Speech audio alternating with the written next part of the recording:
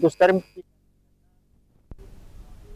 British Prime Minister Keir Starmer says that Russian President Vladimir Putin would sooner or later have to come to the table as he opened a virtual gathering to drum support for Ukraine.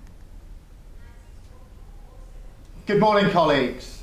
Can I just start by thanking you all for making time for this important meeting this morning.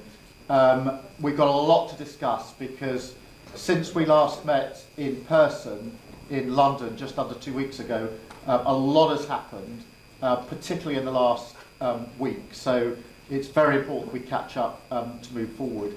I think what this week has shown, particularly the developments and progress on Tuesday, is that President Zelenskyy, who's with us this morning, has shown once again that Ukraine is the party of peace because he has agreed to and committed to a 30-day unconditional ceasefire. Now what we see, and this is centrepiece for our discussions today, is that Putin is the one trying to delay.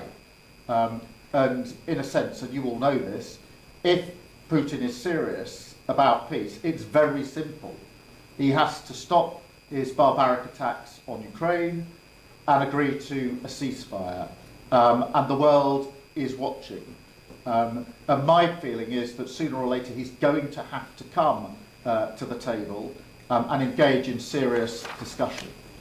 But, and this is a big but for us this morning in our meeting, we can't sit back and simply wait for that to happen.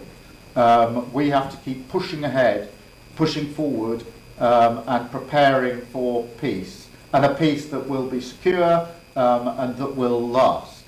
And I think that means strengthening Ukraine so they can defend themselves, and strengthening obviously in terms of military capability, in terms of funding, in terms of the provision of further support from all of us to Ukraine.